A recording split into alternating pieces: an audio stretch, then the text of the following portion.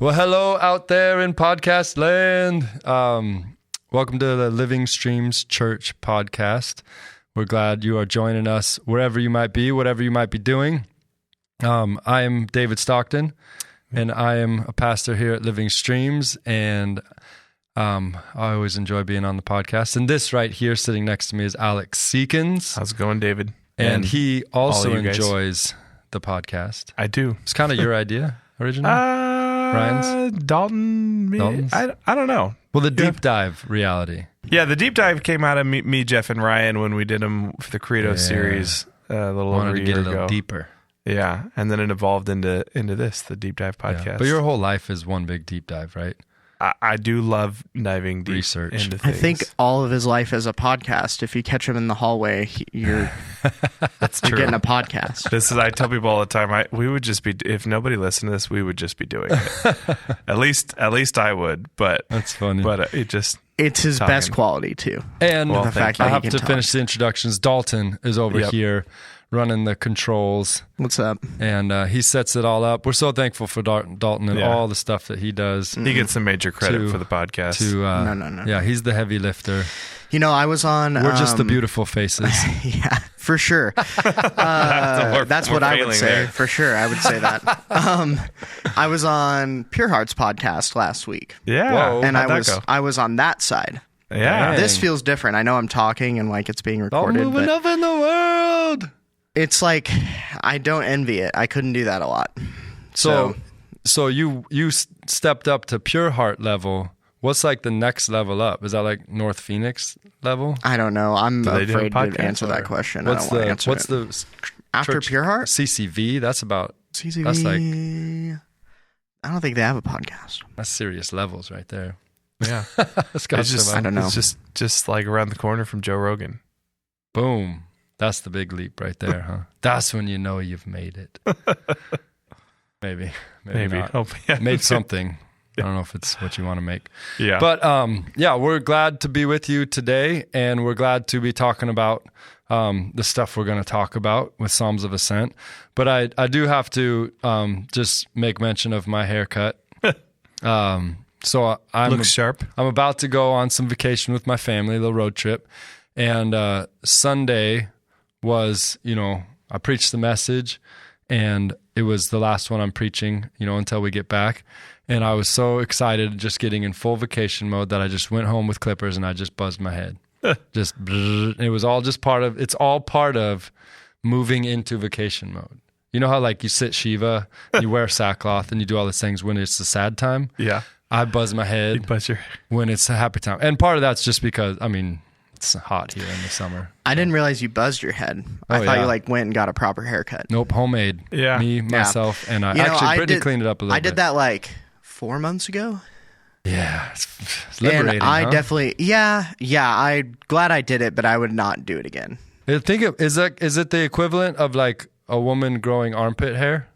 No. It's the equivalent of the bangs for That's a woman. Very different. If you see like a girl suddenly have bangs, you know that like she's going through a breakup or like, and that's not even controversial. Oh like goodness. Women will tell you that. That is awesome. I buzzed my head. The rebound hairdo? About 20 years ago. Yeah, right. Yeah. You were born with dreads. You knew me. You're probably one of the very few people in my life I remember who knew buzzed head Alec. But you also had full beard at 7 years old or something? Yeah, probably something like that. Do you remember? Well, you probably don't because it was only different, but I had a smiley face. The second to last hair. Well, no, not exactly. Yeah. When I was 14, I had a smiley face. Me and Joe, my brother-in-law, buzzed smiley faces in the back of our heads. And then I didn't cut my hair and I grew dreads. Mm-hmm. And then I cut them off when I turned 16. How long have you had the dreads? Now it's been since 07. 07? This is the second round of dreads. You knew hobo dreads, Alec. Yeah, I remember those. Those are different than what you have now? Nope. What do you call these slightly dreads? Less hobo dreads. They were worse. Slightly less hobo dreads. Because those were like, I'm just going to stop brushing my hair and see what happens. I got a text from a guy literally at church on Sunday, and he had sent a picture of you and him. Uh-huh. And he said, I was doing a little homeless ministry today. Speaking about you, which I thought was pretty funny. But seriously, so this haircut situation is a big deal for me. So like I try and keep my hair somewhat presentable, even though I'm bad at it. My wife even, I think the other day, was just telling me, you look like one of those junior high kids who doesn't quite know what to do with their hair. And I was like, I feel every day of my life like one of those junior high kids that don't know what to do with their hair. But you, on the other hand, you've worked very, very hard for this. What? I'm not laughing. You've invested a lot of time and energy. What is your hair plan? Well, if you're not looking, by the way, I have very long dreadlocks, and there's only my long, beard.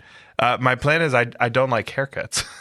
Okay. I mean, that's a big part of it. A lot of times I've had people ask me like, "Oh, did you take a Nazirite vow?" No, I really don't like. I don't like when you get a haircut and everybody says, "Oh, your hair looks different." Like that moment that happened when you walked in here, and I was like, "Oh, David, I just want people to ignore it. That's a cringy moment for you, huh? That's a big part of it. And then I'm also a fear of a Seekins. And so like the beard is it's a losing battle. My brother was in the Air Force many years ago, and when he was in basic training, he got in trouble at one point in time from some sergeant or higher up or some superior, because he apparently had not shaven in 2 or 3 days. And my brother said, "No, like I shaved this morning," and the guy wouldn't take it, and he was going to get in really big trouble until like his sergeant or whoever, officer or whatever above him came over, was like, "No, that's just Seekins. He literally shaved this morning. That's just what happened." So it's a losing battle. So what's the plan? There's no plan. Dreads till you die? Yeah, I used to say when I got bald enough that it looked silly, I would cut them. Okay. But then a couple of years back, I started realizing I don't tend to stop doing things when they make me look stupid. Yeah.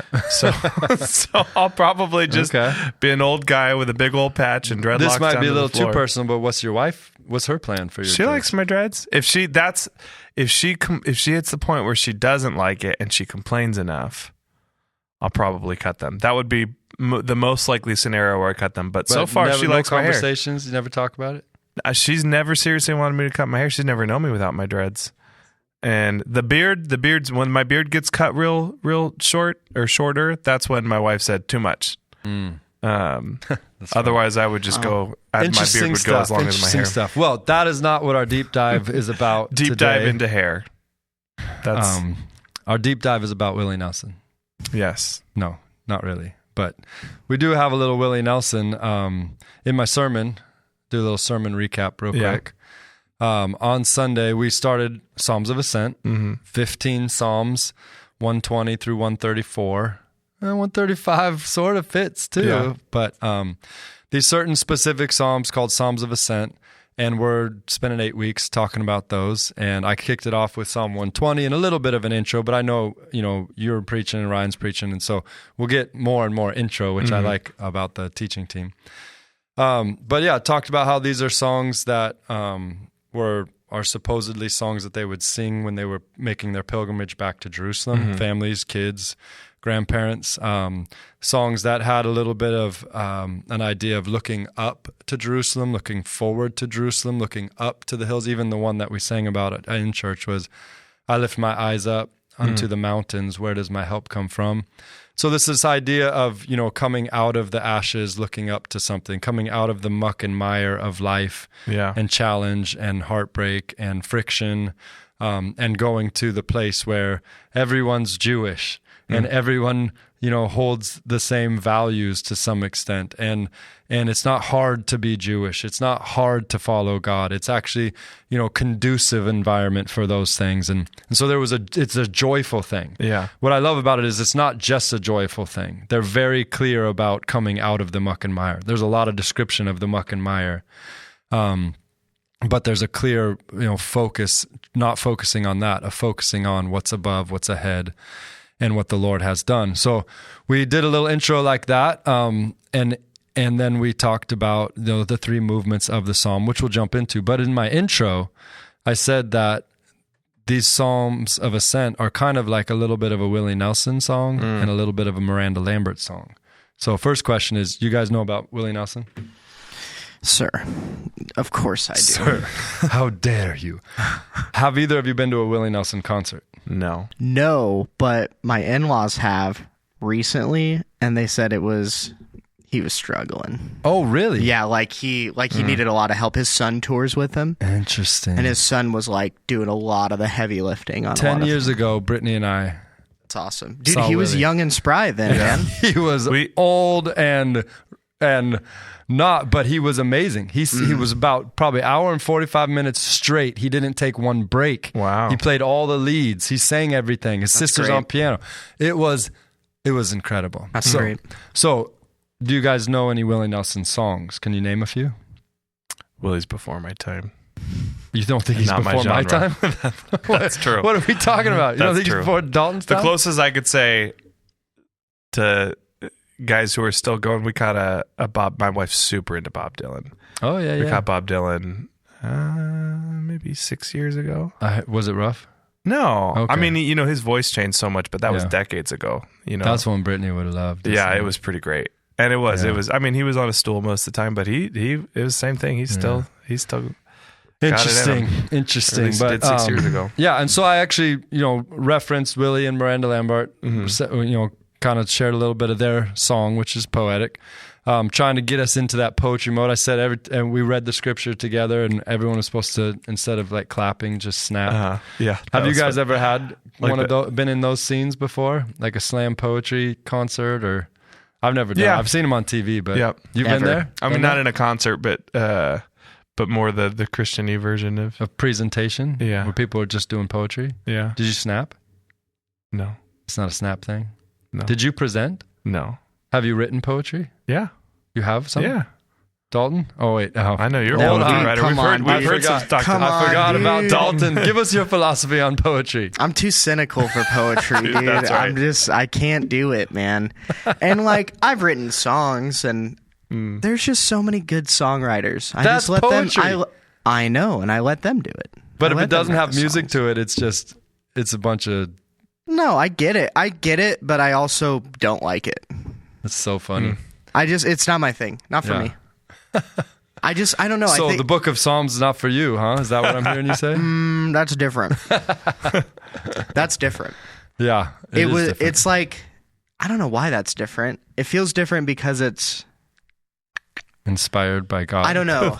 Yeah. I mean, obviously, but there is something about it's the cynicism. I can't escape it. Do you find Psalms to be something enriching? Absolutely. Yeah. You too? At certain moments of your life or seasons of your life, or really any time? I'd say at certain moments.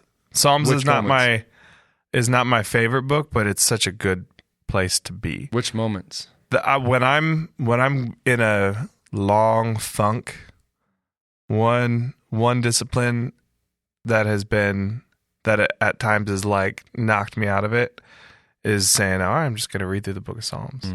Not in one sitting, but actually just a couple chapters a day.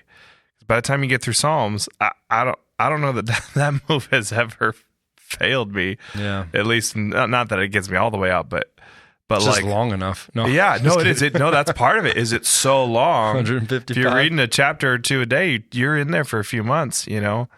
And you're doing what's nice about as you're going marching through Psalms is you're getting the full range of emotion. And so it's not like let me just go and hang out with the perpetual obnoxious optimist until I forget that there's sad things in the world. Yeah.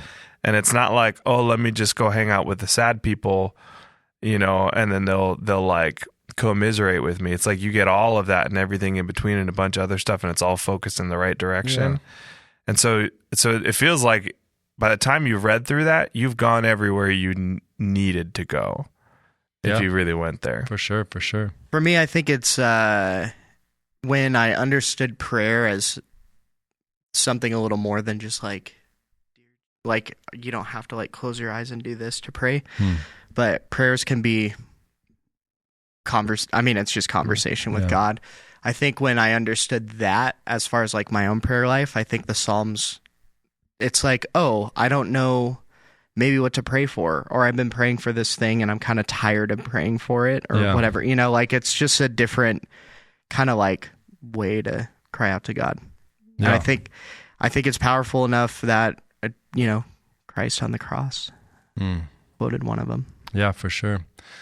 Yeah, well, they're definitely, especially in dry times or in times of sorrow, the Psalms have been like an easy place to go get a little water for me when I'm dry and parched. So the movements that we saw in Psalm 120 specifically now, that I saw in there was movement 1 was verse 1, in distress, I cried to the Lord and he heard me. Movement 2 was a little bit about, I've been experiencing slander or detraction, as Spurgeon would say, which is basically this belittling. People are trying to use their words to smear me, to tear me down, to throw me off, as they would say in Belize. No, throw me off, boy. It's so funny. That's throw me off for those of you who haven't spent time in the Caribbean. Yeah, and but it's just this constant accusation, like in the distress that was described, I think was so poignant is the woman who can't have a child, and yet there's another woman in the house who's pregnant, who's making fun of her all the time. Like, how brutal is that? But that's the slander. That words can be so painful. And yet the psalmist is not describing the pain. He's describing that God is dealing with the one who is slandering against them. Like he doesn't need to speak up. He doesn't need to fight because God is going to shoot him with the arrows of the fires of the broom bush. Right? So that's the rejoice in the ascension part. And then the last movement being where he says that everywhere I've been, he describes the tents of Kedar and the hills of Meshech, that there's these places of war, these tension, this opposition, and everybody's for war, everybody's given up, everyone's just fighting for themselves. And he said, yet I'm for peace. But when I speak, they are for war. And I just love that he's saying, it hasn't got into my soul, the hatred, the vehemence. Like I'm still hoping for peace. I'm still trying to bring shalom into a war-torn world. And so it's very hopeful, even though it's just war, it's all this said, but it's bringing hope into those spaces. It's real short. Should we read it real quick? I think it should be helpful. I think if I were listening right now, I'm thinking, would you read that? Yeah. I got it right here. Psalm 120.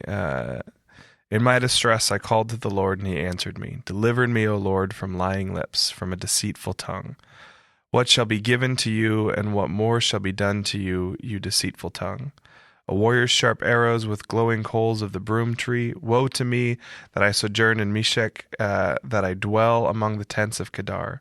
Too long have I had my dwelling among those who hate peace. I am for peace, but when I speak, they are for war. Yeah. I like that they're short, too. Bam, bam. It's funny. Yeah. I'm already prepping for a message about 3 weeks out, and I'm like, it's so short. So you got to really squeeze, but it's packed with meaning and emotion. And I did not have any lack of stuff to say on this. I mean, the more I dug in, the more I just was like new layer. You had 3 points, and your first point was 3 points. It's true. It's true. 3 words, 3 points. Yeah. We spoke a little Hebrew in there, which was fun. But I think what was interesting to me is when you read that psalm and you hear war, you hear deceitful tongues and lying lips, and you hear distress and you hear all those things. Again, I think for us it's so easy for us to draw that out of it. Yeah. But the Psalms of Ascent are very much starting there and lifting up and getting our heads above that and looking up, being like God is lifting our heads towards Jerusalem and the hope that we have ahead. And I was thinking about this one instance. I didn't share this on Sunday, but someone in our church that had been a part of our church for a long, long time, he was dying. He was in his last few days, as far as everybody knew, and I remember his wife calling and asking if I would come over. And so Ryan and I actually went over to the house, and there they were. There was the family, and it's Richard Ensminger, who was an awesome guy who long time OG and worked here for a long time. Yeah. And I walked into the house, and you never know what you're getting into in those situations. So we walked in. There was just such a heaviness in the room. I mean, the sorrow of the family, totally reasonable and made sense. Richard, who's still alive, but, you know, very weakened state, and also, you know, just processing a lot. And it was so interesting because I just sensed the Spirit kind of just like whisper to me, you know, like, speak life. I'm like, what? What do you even mean on that? But I knew exactly what the Spirit was saying. It was just like kind of take everyone from the focus that they are on right now, and not be like, hey, God is good. Hey, everything works out good for the Lord, those who love him. And it wasn't that at all. But it was, hey, this is one moment of this guy's entire life. And let's focus on the life part, not the death part for just a moment. And so I just kind of started recounting memories that I had of Richard, positive, wonderful memories that I had of Richard. And it was so interesting because I first felt like, oh, here goes nothing. This could just totally bomb. But I started to just say, what's up, Richard? It's really good to see you, man. You've just always been this. And I just started speaking. And I just was like, I was acting like I was happy to be with him. And it was so interesting to see the whole room at first kind of, and then like exhale. And there was just peace. And there was joy. And I'm not joking you, Richard, who actually is super big sense of humor, right? He started cracking jokes. With everyone in the room, and to see his daughter and his son-in-law and his son and his wife start to laugh in this moment. I don't know. It was just, it felt like a Psalm of Ascent moment. It felt like here in this place, we are choosing to look to what else is real. We're not denying or pretending this doesn't exist, but we're going to look at this. And I don't know. It just became this really like sweet and even enjoyable time. And I mean, I remember that very vividly and such a cool thing. And we had a cool prayer time and all that type of stuff as well.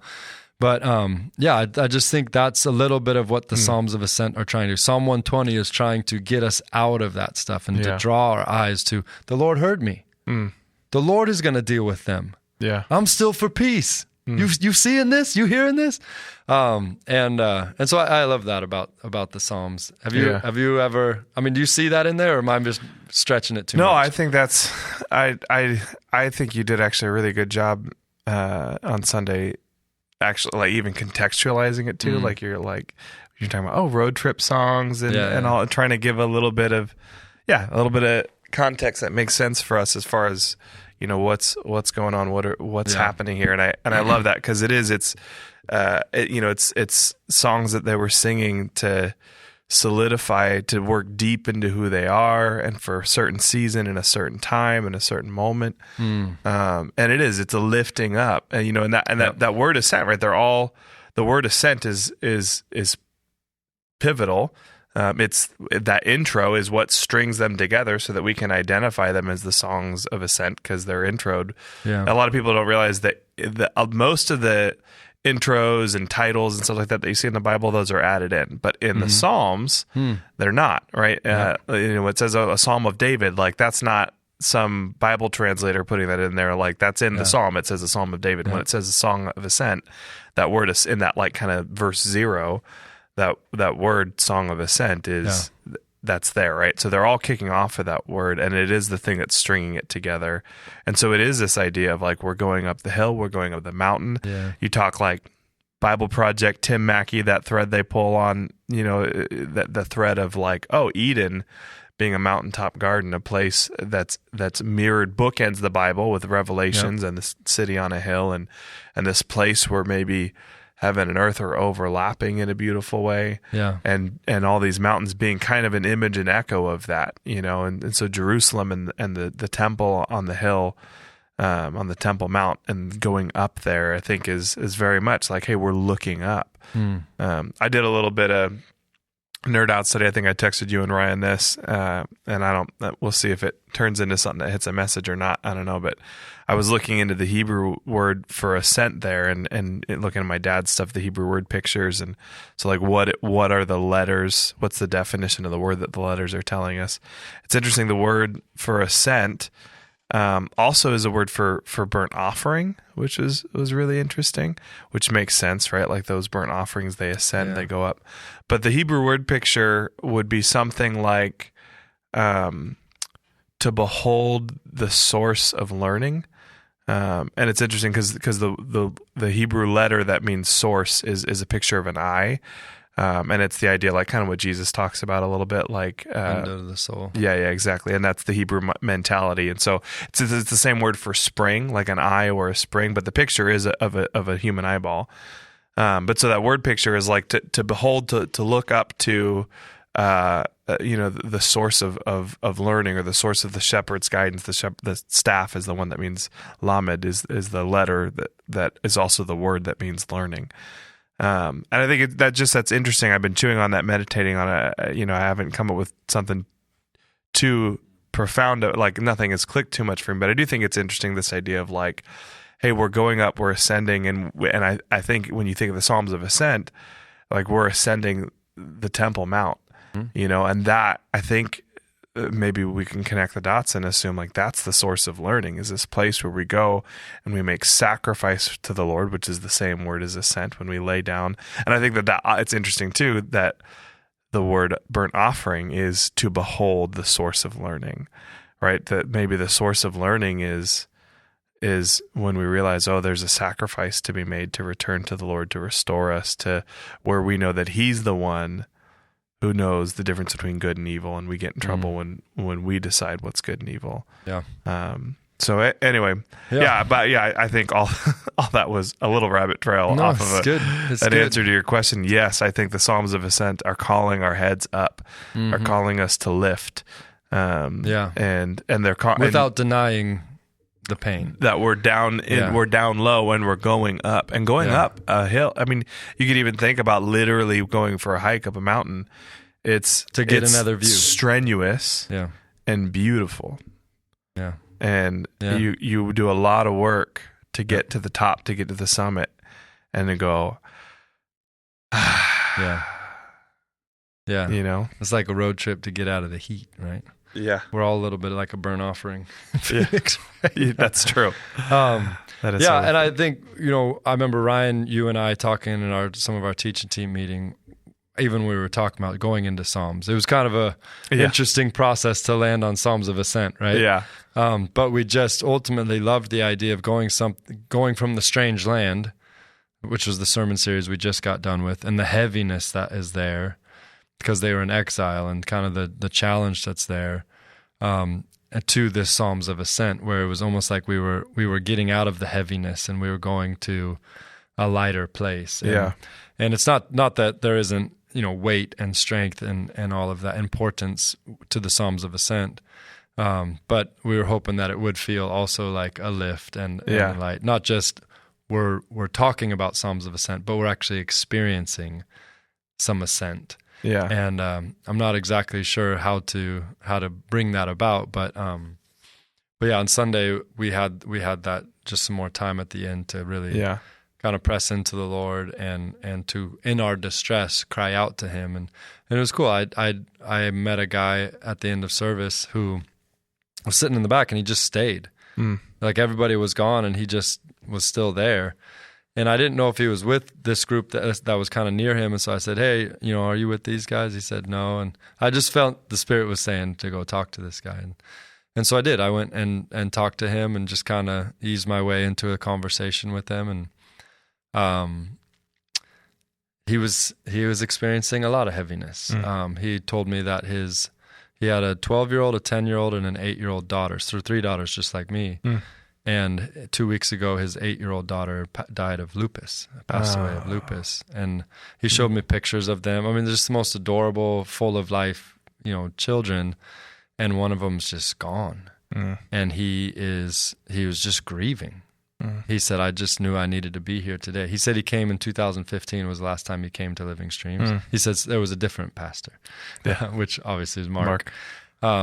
So I just sat there with him and just kind of entered that space with him, and we talked, and it was just very neat, because in this moment, in this place, in this grief, something else started to come in, and what it was peace, and what it was some hope. And the grief didn't go away. Yeah. I mean, the grief's still there, but and he said some pretty cool things about grief, just knowing that, we're not trying to get free of grief. We're just trying to make sure grief produces okay and not bad stuff in our lives.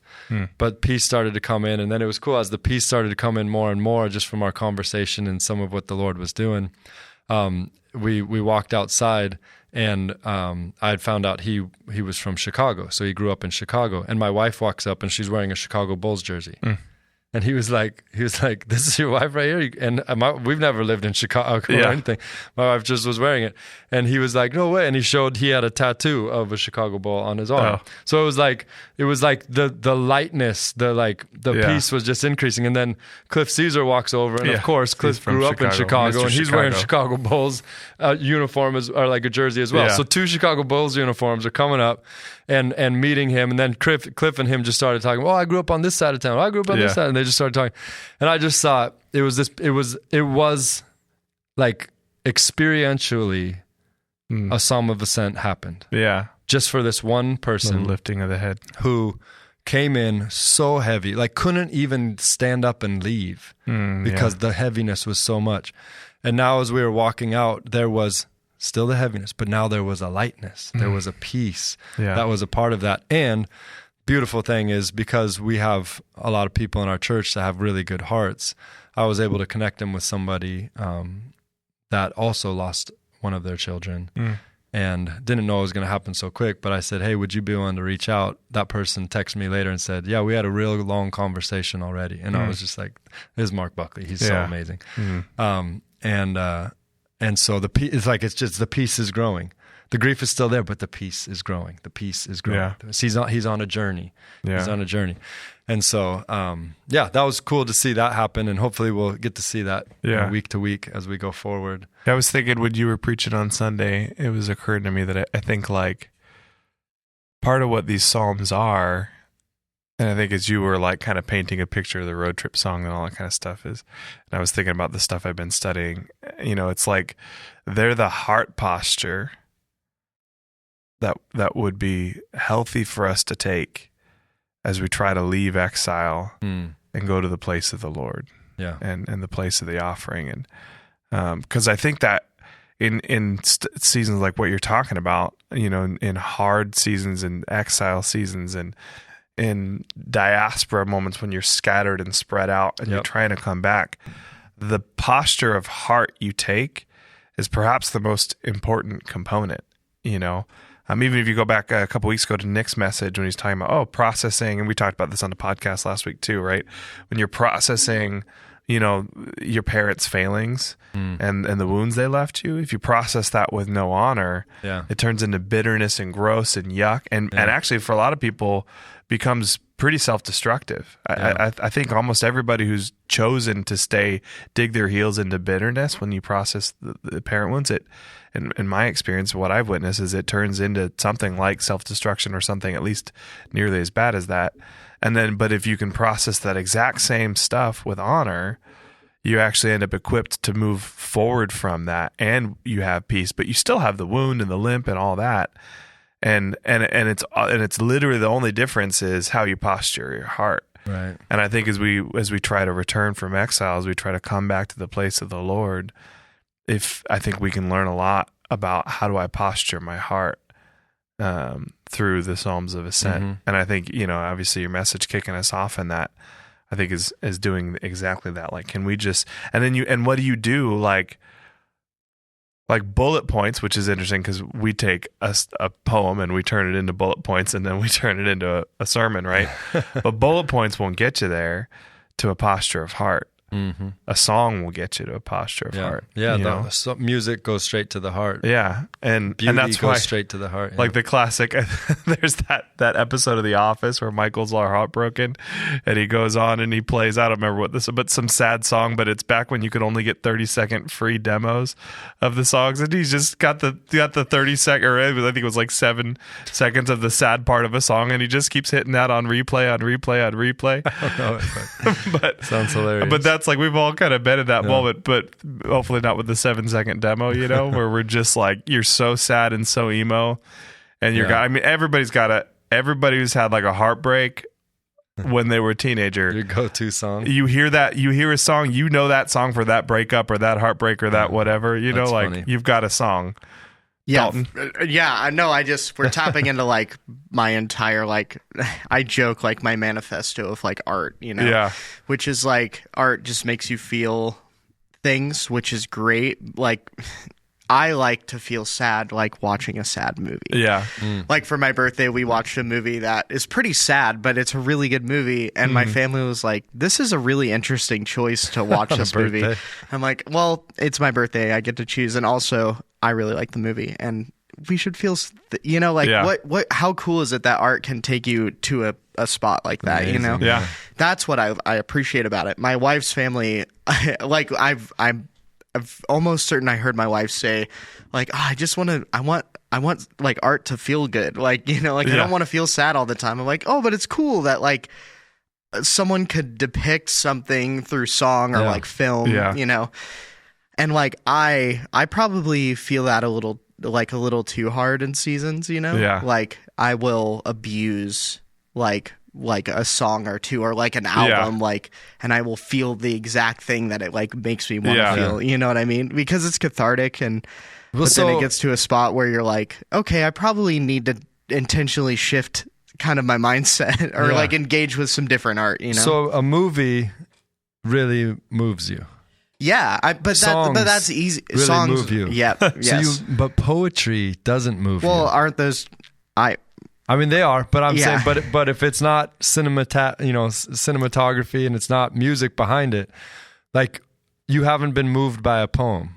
I'm just guessing. I've been moved by poetry. It's just not a art form that I engage with a lot outside of song form. Because those other ones are so powerful for you? Yeah. Interesting. I mean, I would say those other art forms get me more than certainly than written poetry. Right. The other thing is Prose. like when you have a spoken word artist performing a poem, now that poem has come to the level of those other ones. But when you have like, hey, just like your English teacher reading a poem, you've missed a bit, or even just me reading it. But so is it that poetry is now dying, like it just doesn't have much impact because everything else has become more powerful? I would my first instinct is to agree with that like statement. 200 years ago, I don't think it's like this epidemic that poetry is dying. I think it just takes on a lot of different forms. And because like when we saw poetry be like, there used to be poetry writers, like they would get paid, like people would somehow earn a living writing poetry, which is crazy to me to think about, you know. But we didn't have like instant access to like the entire world's catalog of music and movies and feels TV like an at incomplete a glance. work of art these days. You need another media attached that's to poetry. Really that is an excellent way to put that. It needs to be packaged visually. Is that a sign of progress or a sign of digress? That is a sign of. I just read this book. What was the book called? Neither. It was a John Mark Comer recommendation, so it was a good one. Musing Ourselves to Death. You ever read that book? I've heard of it. Yeah, it's the premise is, I mean, the guy wrote it back in the 80s. He would say it's a digression.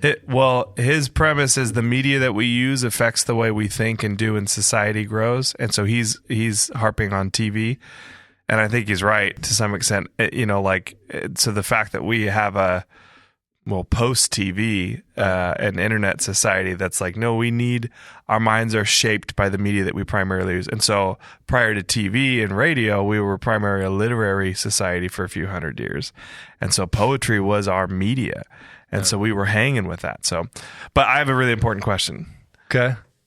Teenage Dalton, what's your sad song? Or a sad song? A breakup, a heartbreak.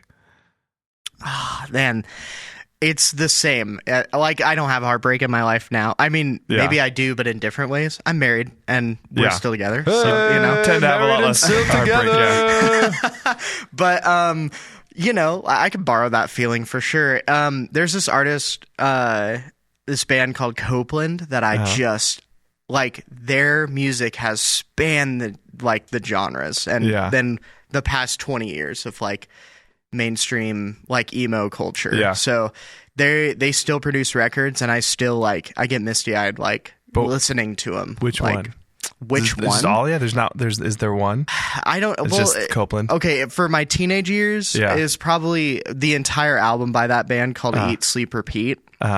It's like turn of the century, so it's like kind of getting out of like the emo and more into. We're getting super specific. Emo into what? I remember Copeland. I didn't listen to them, but emo, I remember them. Emo is a genre, but like the form of emo was like guitars. It was like rock band, but emotional songs. Yeah. And it started to take more of like an organic shift where like they would use different instrumentations and More stuff like that. too, like acoustic Dashboard? or like kind of like that, I guess. But that's all. Are you surprised I'm cool right now? Is that no. Dashboard Confessional is the great equalizer. I don't know anyone who's like below the age of 50 that hasn't heard a Dashboard song and like it. Yeah. They're awesome. David, what was Teenage David's sad song? Well, Dare You to Move. Any Switchfoot song. No, I didn't have Switchfoot with me back then. And they don't have enough good breakup songs. Their first album's real good at breakup songs. But this is this is what came to mind with that question. I didn't really have much breakups. I never I wasn't able to work up the courage to start the relationship. Yeah. So I never really had trouble ending the relationship because they never happened. Yeah. But there was a girl I liked who didn't like me. Mm-hmm. And that's similar. I had some Garth of those. Brooks. Let's go. Some of God's greatest gifts are unanswered prayers. Let's go, dude. It hit me pretty good one time in the season. Yeah. That's great. What was Garth Brooks' like alter ego? You remember he had like a rock You can. Oh, I need it. Look it up. No. I can't look it up. Well, I'm gonna say something on this because we just did an accidental deep dive here. I gotta share real quick. Oh, go ahead. Oh yeah, yours. Your Ponytail song. Parades, Emery.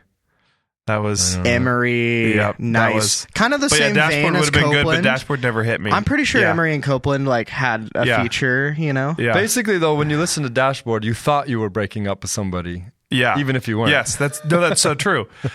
Dashboard was never the thing that brought me through like heartbreak. It brought you into heartbreak. Yes.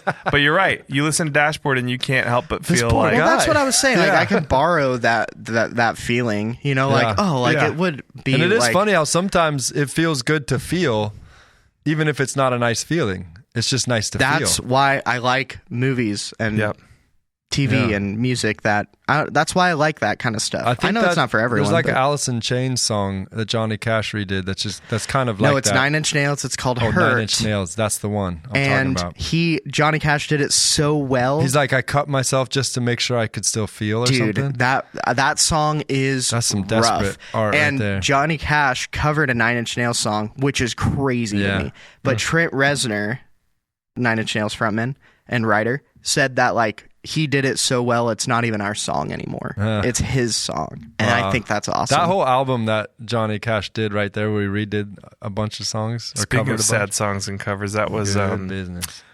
Couple of, I don't remember which one, but one of Evanescence song was Evanescence. Yeah, that's what it was. It was a cover of an 80s Christian band. I can't remember Thrasher. Is that right? Ooh, I can't remember. I don't know where you but they got all the credit for it. It wasn't theirs. I have no idea. I mean, they never stole it.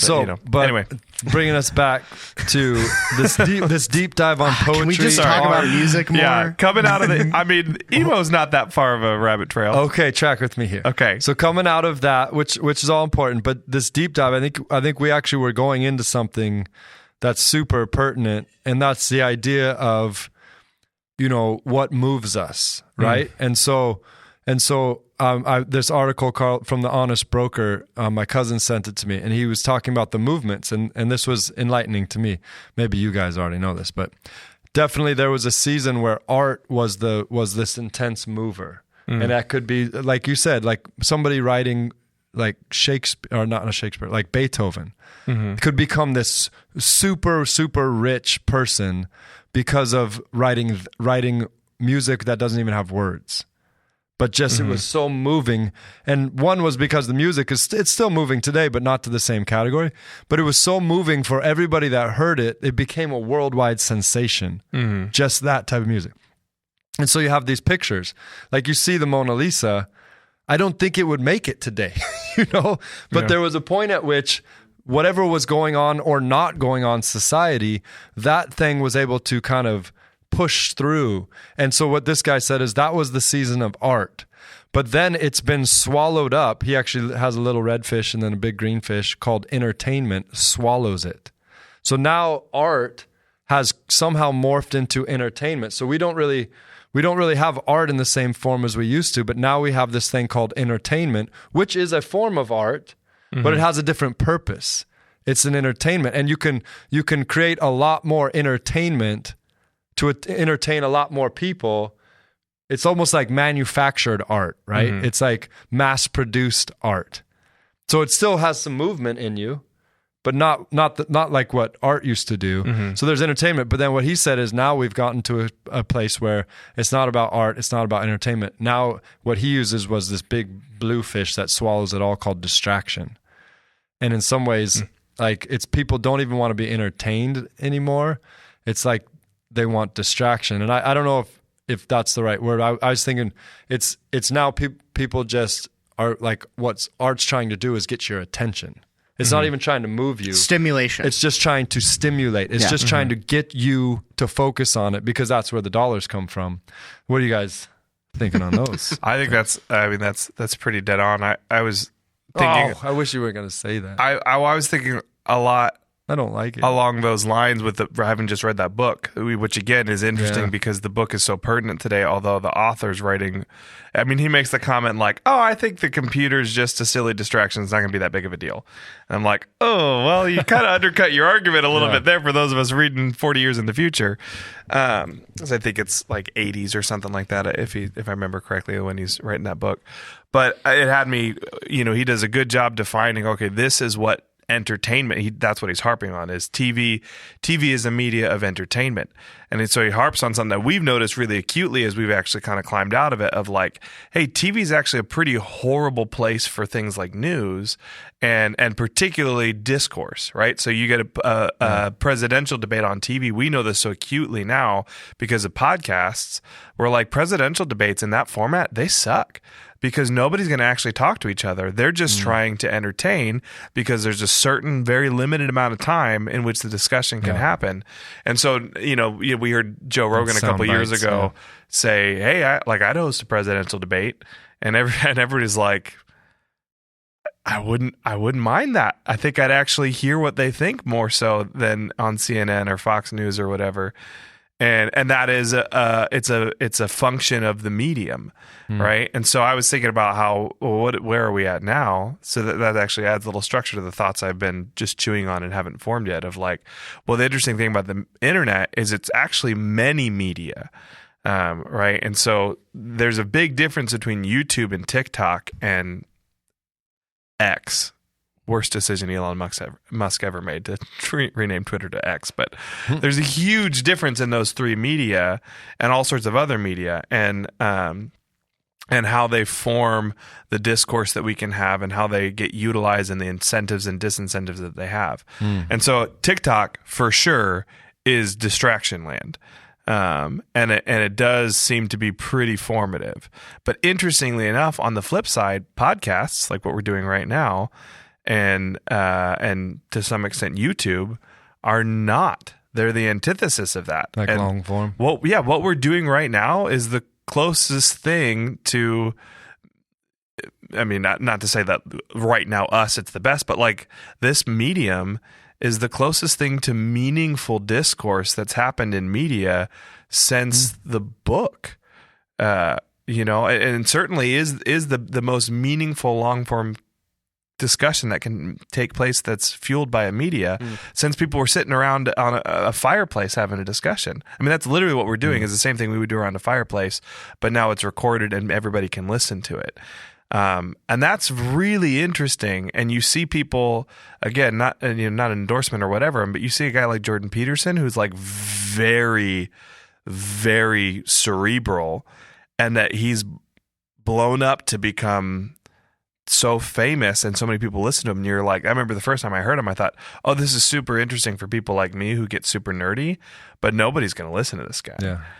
So I don't, Well, and the long thought process, that we've talked about before, but our society needs to remember how important long thoughts are. Like to simmer, to dwell. I mean, right. If you cook a roast or something real quickly, it's not going to be great. But if you let that thing simmer and simmer and simmer, it comes out so good. And that's what our world needs, is we need well simmered thoughts. And that's not where the money's at anymore. You're looking for someone to not agree with you? Oh, I love that. Yeah. Dalton's your man. On which point? Well, so the point of what you asked, the distraction, I hesitate. Well, so yes to everything both of you had just said. I think art has been commodified, is the way that I would say. Yeah. That because it's not just, well, it is distraction, but there's a monetary gain fueling it, right? Yeah. And that's why we have so much content and not a lot of art.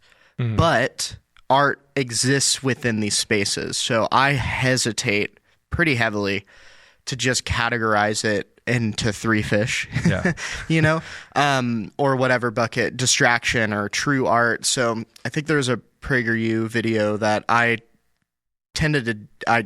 walked away from watching it and just disagreed, which was like, before postmodern art, like that art movement, not cultural postmodernism, or thought or ideology, but like Renaissance art was true art because it was super technical and it was super, and I just didn't agree. I was like, well, art is weird because like it's subjective, right? Like completely, which this is the snake eating its own tail when you talk about art. Alec and I have talked about this so many times.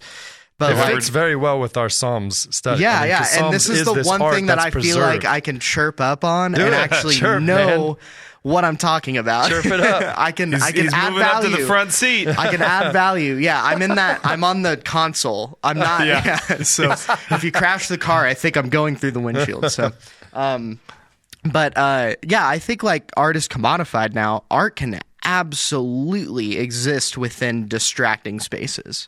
Art exists on YouTube. Art exists on TikTok. Art exists on 7-second TikTok videos in vertical form, where we probably would just bucket it in with content or or just monetary gain, right? So I think that's why I pull the e-brake on a lot of that kind of discourse. I get why people say that. I do. And I think if you were to just zoom out, like that would be true. I get why people say like there's kind of these three very simplistic buckets. But for me, who weeds out through, because I live in I'm content brained. I'm a younger millennial, Gen Z basically.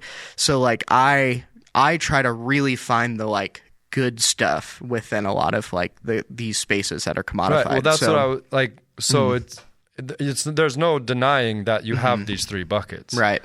But to say one is consuming the other, one is more, one is less. I mean, that's somewhat the power of art, is I don't think you can get rid of art. Like art is a language, art is a force that really like has always been and always will be in existence. To me, it reads the same as like, oh, I'm not discipled by anything, like you're being discipled by something, like art exists. It comes from God. So like it is a part of who God is.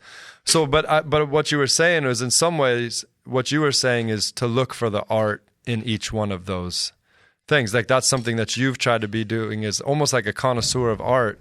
And it doesn't matter what form it's in. Maybe the word connoisseur is a little too... That is, I'll take it. Hoity-toity. But it's I think again, we're just trying to find the things that move people. But then also like, I think art, you want to be able to figure out, because something can move you in a way that's not in line with reality or where you need to be. So if you're just totally absorbing songs that make you sad all the time and you're going through depression, like at some point there needs to be a shift. You probably need to be, consuming art or experiencing art that doesn't drive you to that same spot. You need to go see a sunset. You need to go, get in the Psalms of Ascent, instead of a Psalm of Lament. So I think we need to use art correctly, but we need to find the art in everything as well. I liked what you were saying. I think that was such a valuable statement right there, to use art correctly. Yeah. Because it is powerful. And I think actually, I wasn't reading what you were into that metaphor. Like I wasn't reading the fish consuming as like, oh, and now art's gone. Right. But more like, hey, what is the predominant driving priority almost? Motivating factor in society or something like that, or thing that we're sinking our teeth into. Yeah. And to that extent, I would say, I do, like I said, I do agree that predominantly like that's happening. Of course, that's super reductionistic and overly simplistic. Any little tiny simple graphic is, but I think, how do we use art correctly and on purpose? Right. Yeah. And I think that's a huge thing, is that, and part of the distraction issue and part of what happens with social media, and you said like, oh, nothing's discipling me. It's like, no, actually, like you're being spiritually formed by everything around you. Right. You're way more Plato than you want to believe that you are. Right. And so all that time you're spending watching TV, you're on social media, it's forming you. Yeah. And so and then how do we live in a society where all this stuff is pretty prevalent? And frankly, we love our entertainment and our distraction. And I think there's even a healthy place for that. But I think a first step fundamentally is to recognize and admit and put your finger on the fact that this stuff is forming you. It is forming you. And so if we just recognize that and then try to apply disciplines in light of that information, that looks like probably some positive disciplines and some subtractive disciplines, right? So that looks like, okay, maybe some subtractive stuff. Maybe I need to put some limits on my social media on my phone.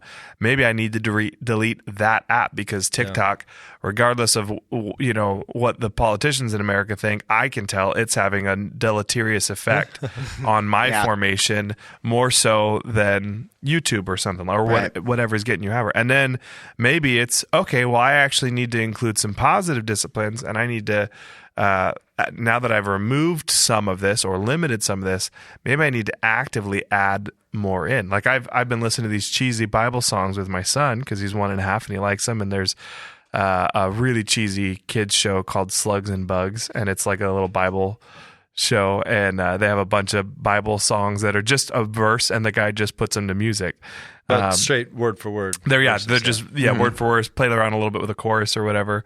And some are really funny. Like they've got one about the verse in Leviticus. It's like, don't eat anything you find already dead, but you can give it to the alien. They made that into a whole jam. Or the fruit of the Spirit is not a papaya.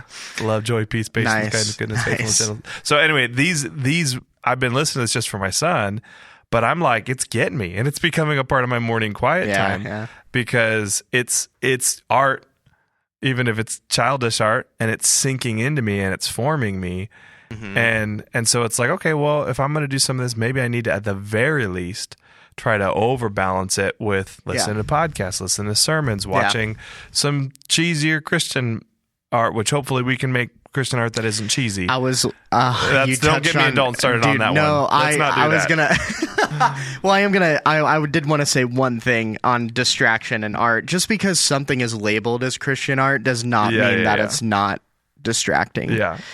In fact, I think some of the most distracting art can be, like Christians should make good art. They should, and guess what? They do, do, and it'll never be mainstream in the Christian space. I have spent so much time grieving about how why isn't John Mark McMillan bigger? Besides that one song that he wrote that however long ago, or the two songs, and I came to realize the Christian industry, art industry, music industry, or whatever is no different from the secular industry, where generally what's going to be accepted from the masses are going to be the super rich, sugary, poppy stuff, you know, and that's okay. There's a time and a place for that, and I'm glad you like that. But I realized, you know, you have to hunt. Like there's a musical artist right now I cannot get over, and I've been binging his albums. Andy Squires. He has like less than I think 70,000 listeners on Spotify. Maybe he's got 70,003 now. Yeah, maybe so. Yeah, because of that plug. But I think I'm single-handedly like fueling his career by how often I've only been listening to him. Did you talk about him in Pure Hearts podcast? I sure did. Brought him up, and then I've been sending you songs because I'm like, man, this is so David, you know. But like, even like one of his newest releases is called Death Defying Joy. I think I sent that song to you. But it's basically, the lyrics are set up like contradictions, basically, in like an artful way. You know, like you're a chaotic cloud of mystery. You're a accurate surgeon. That's a bull in a china shop of my heart. Like these contradictions, and he's painting a picture of how orderly and chaotic God is. You know, and like. So that's just an example of like somebody who just gotta, baby. Dude, don't get me started. But like you just have to weed through all of the commodified stuff, you know, and you have to. Yeah. So anyways, that's my soapbox. I think there's two things there, and I think what I was saying before, to try and say it a little more succinctly, is we do need to develop a better palate. Amen. As humans, as Americans, primarily as Christians, obviously, because we believe God is the source of art. And so we do have to make sure we're developing a palette. So the distraction isn't necessarily bad or not art, so to speak, but we have to be careful that it doesn't destroy our palette or remove our palette or dumb down our palette to where we can't be recognized and moved by the real stuff. So there is a maturing, I think, in that regard. But the second thing that I think you were sort of saying Christians need to do good art. What I would say is I'm gonna back up for 1 second. I 100% with that statement. Yeah. Christians, we need to keep creating. Yeah. Like we have got, and this is something that's been a challenge to me lately. Is every time I pick up my phone and or even turn on like a show or something, there's this new habit that's coming to mind, which I was like, did I create anything today? Am I just consuming? Did I create more than I consumed? Because the soon as our world consumes more than it creates, there's nothing left. Yeah, like it's all gone. If we ate, all the food, if we ate more food than we created or grew, eventually there'd be no food left. Yeah. So, and I think art is the same thing. Like we need to keep writing poems. Even cynical Dalton needs to write a poem. I agree. And we need to write music, and we need to paint, and we need to create buildings, and we need to like everything. It's all we've got to keep creating, and because we're becoming more and more consumers. For sure. And anybody who's developed themselves in a particular creative medium far enough knows that. Like for every painting you see in a gallery, there's 10 to 100 that never got shown. Oh, way more than that. Yeah. Way more than that. Well, I'm just talking about for one particular artist. You know what I mean? Like picture. I'm talking about for that artist, for the series they develop. Yeah. They're cranking out a lot more than hangs in the gallery. Yeah. And so a lot of failures. Yeah. Yeah. But and so really. And that's not even speaking of everything they did before anybody cared to put any of their stuff in a gallery. Yeah. But I love that you said like the developing the palette, and I think that's a huge problem, and we actually understand that really well in our culture when it comes to food, right? If you think of like me growing up in the 90s versus now. Like the understanding has shifted drastically. Where now people McDonald's are putting was the ultimate. Yeah, and we shamelessly we loved it. No, man. And everybody was telling you like, "Hey, margarine is so good for you because it's not butter." Like our understanding is 180. Yeah, right. It's 180, and people it's almost a status symbol in our culture now. Like how you're how you're cultivating your diet and how you're caring for the ingredients you're putting into yourself. And what you see people do is they'll take a shift. And I think like Gen X and millennials really like had to make this shift where they learned all this new information about what's healthy, and they realized that their palate was developed for something that was unhealthy, precision created for them to enjoy, but not for their health. Yeah. And so we had to get away from the fat and the sugars and the salts and all that kind of stuff, and have to redevelop our pattern or our palates to say, yeah, salad sounds good to me. Yeah. Whole wheat sounds great, better than white bread.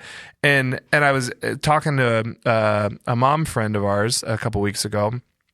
And she was telling me how we were talking about kid shows and stuff like that, and obviously the issue that we all have right now, if you got little kids or even adult kids, or even if you're an adult, is like the entertainment you watch. It used to be safe, and now it's not safe. Right. And now I'm like, I don't want to sit down and watch every kid's show before I play it for my kid. Yeah. Fortunately, he's not quite at the age yet where it's that big of a deal, but it is still like already a practice we're engaging in.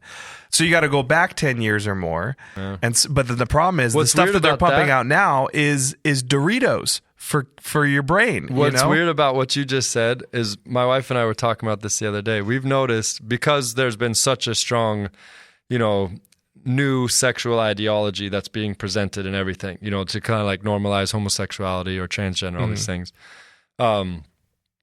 Which again, like a company can do whatever it wants. But I'm saying it's just so like incessant and so there.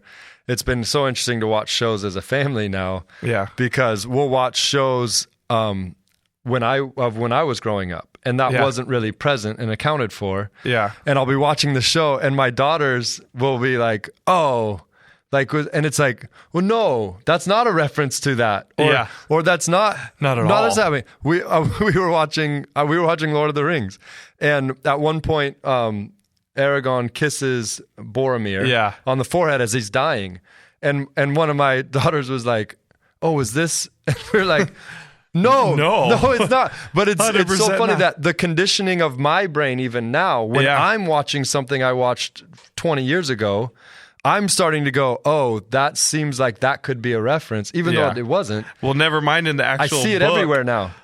Years before even the movie, right? There's a scene in the book where a bunch of the hobbits escape some bad guys, and they've lost all their possessions, and then they're being happy hobbits in the meadow, and they're running around naked, and Tolkien used the word gaily, but completely innocent, completely like not weird, not anything. And you're like, there's no way that's innocent. No. 100%. Like Tolkien was. That's the not a nod. You can understand why at some point there moves to like you can rewrite history, because you really can. Yeah. From a cultural lens or from change your understanding of. And even context. I think the classic scriptural thing is where David and Jonathan had this beautiful relationship, but now with a cultural lens, it's like, well, no, that had to be homosexual. Yeah. It's like, well, no, it doesn't have to be. Yeah. But because of the cultural lens, we start to see things differently. That's why we have to make sure and kind of refresh and refine our palates as much as possible. Well, and what's so sad? Wait, I'm gonna do a weird thing. I'm gonna pin and come back. Ding. Pin that thought on that, because we went on a little rabbit trail. I'm gonna come back to that because I have, I think, a worthwhile thought there.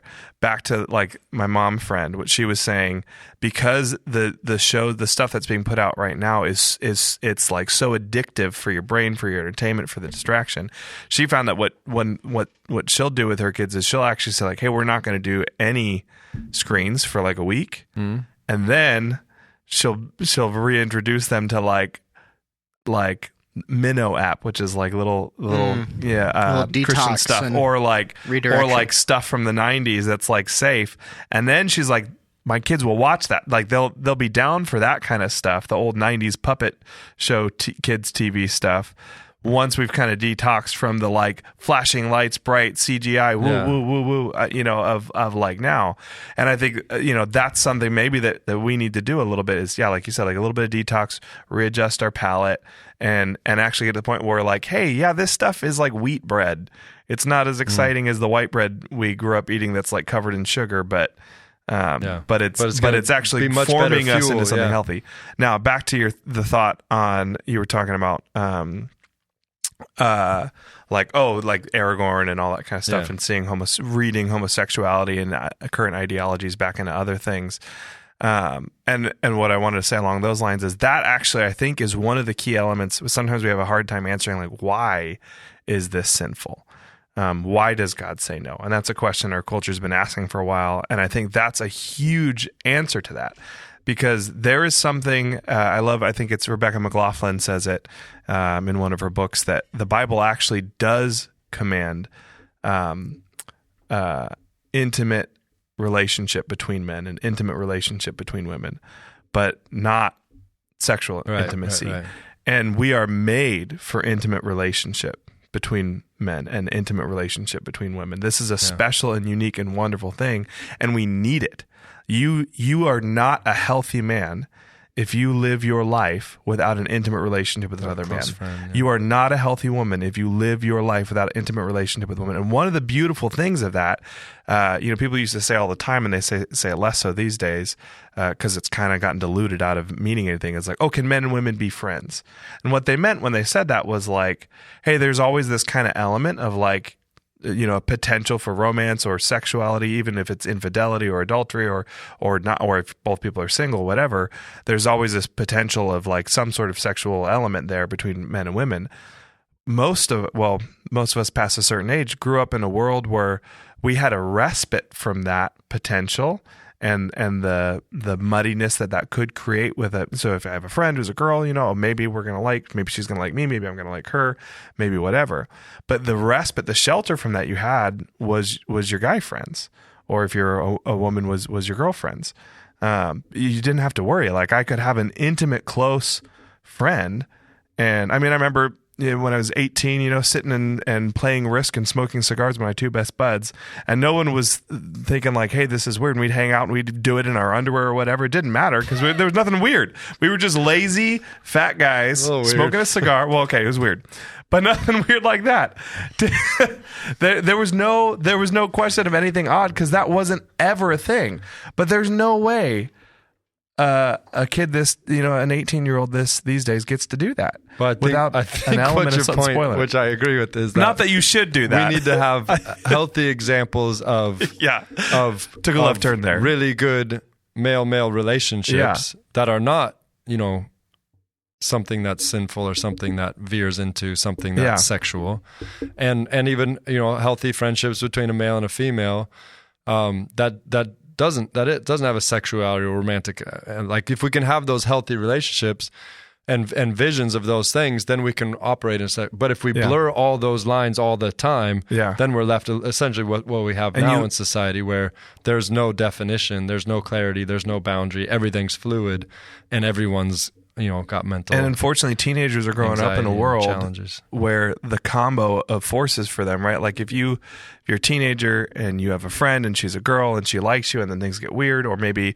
you have a friend and she's a girl and then you start dating and then you break up, right? And then you lose that. It actually breaks the intimacy there. And you had a sanctuary of that in your guy friends. But teenagers right now are growing up in a world where they don't have that.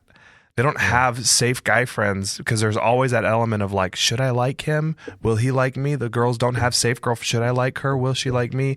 And it actually spoils the intimacy, ruins it, and turns it into something that's the opposite of intimacy. It can turn it into animosity and awkwardness and confusion and even hatred.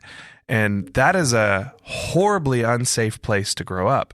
And that's going to ruin you. And that's a huge part of why I think God says, no, this is not safe, because among many other things, he's saying, I want to cordon off friendship between men and friendship between women as a sacred and a holy thing that is formative and necessary. Yeah. It's a place of refuge. I think I see a way back to Psalm 120. Yeah, sorry, right here. Loop back. No. This was great. It's a deep dive. It's what it's supposed to be. But I think I see a way back to Psalm 120 in a neat way, not in a let's try and find a way back.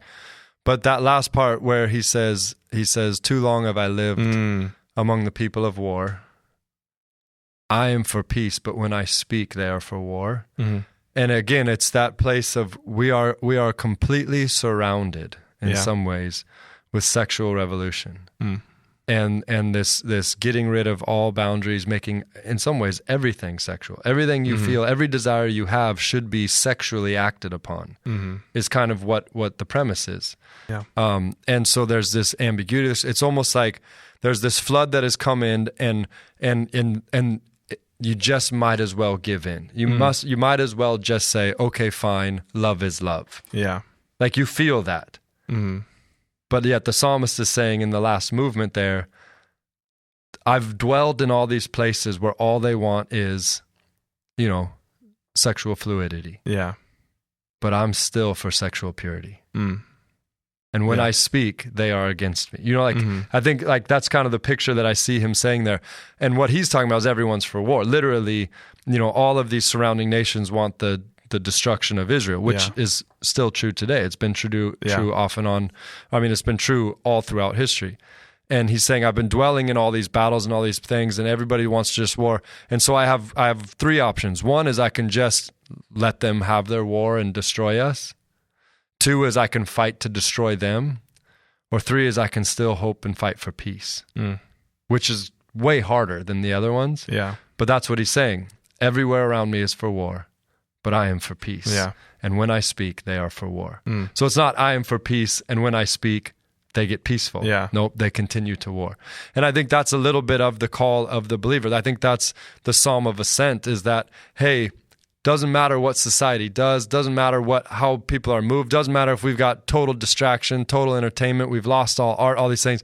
I'm still for art. Yeah. I'm still for love, the true kind, the kind that comes from God. I'm still for peace, the kind that passes understanding, the only thing God can bring. I'm still for joy. Even when there's pain, I'm still for joy. Even though I could be succumbed, there's fire. We described, the slander portion of that piece where it's like the tongue is a fire that burns with the fire of hell. And it was funny when I said to the whole congregation, I said, right now our world is on fire because of words. Everyone, there was a collective like, totally. Yeah. Like we are burning. We are all being singed and burned by the words that are being spoken, the slander being spoken from political parties, from the slander being just all around. It's like our world, our country, our city, it's on fire right now. And we have to make sure that we don't fight fire with fire. Yeah. The whole world is for slander. Yet I am for honor. I am for speaking truth. I'm for speaking kindness. I'm for extending grace. Like, do you see that? I feel like that's what the psalmist is trying to say in this Psalm of Ascent. I think you're dead on it. And I love that. So I felt like that's a place to kind of wrap up. And that's the heart posture. Oh, there's one more thing you promised that we got to do before we wrap up. But that's the heart posture that it's calling us to take. And that's literally exactly what we're talking about. We're coming out of exile. We're coming back. Here's the posture we're going to take. Yeah. But the thing you promised, broom bush. Did you do some study? You promised on Sunday that we were going to talk about broom bush. Man. It was yesterday, man. Well, the broom tree. I do know a little about the broom tree because I had a friend who started a band called the Broom Tree. Okay. So if the broom tree is anything like the broom bush, there's actually... my study didn't bring a lot of things to it. But I think what the psalmist is saying is it's one of those things that almost like mesquite, that once a mesquite log is lit and burning, it burns forever. Like we do a lot of fire pits in our backyard. I love fire pits. I love fishing and I love fire pits. It's like, no, you love fire. I love fire. You're a pyro. How dare you? You are. It's okay. Yeah. If it's okay, I am. If it's not okay, I'm working on it, maybe. But I do love fire. And we do large fire pits, bonfires in my backyard whenever we can. And I have like 14 mesquite trees. So I'm always trimming these trees because they're always growing. So I have plenty of mesquite wood. But literally, we'll have like one of these big bonfires and we'll get those mesquites all lit up and it'll be awesome. And 3 days later, they're still smoking. Gosh. So I think that's what he's referring to is this tree that, it's like these arrows that are lit by the broom bush. They're just gonna keep burning and burning and burning and burning. It's not like a singe. It's like a cook you completely. Yeah. So yeah. There you go. Promise at the end. Saved it. That's how we kept people. I didn't do deeper research. That's how we kept them locked in all the way to the end. That's why people are listening today. Yeah, they heard they wanted to know about the broom tree. The broom tree. Yeah. My friend, they did have a band called, they went from Broom Tree and then they changed it to Seven Places. Oh. Yeah. And Seven Places actually origin story of Seven Places. Some good songs if you want to look them up. But yeah. Yeah. My friend. Well, thank you so much. If you're still listening at the end of this thing, you're amazing. God bless you. And you went down a lot of deep dive places with us there, which is cool. We'd love to hear any comments. If you want to be inspired to write and create a Psalm of Ascent, I'd love to hear it. David@livingstreams.org. Or you can comment on this podcast or whatever, and Dalton, he sees those things. But other than that, like, share, give us feedback, come to church Sunday morning, 9 and 11 a.m., either one of those. And God bless you. And we'll see you next time.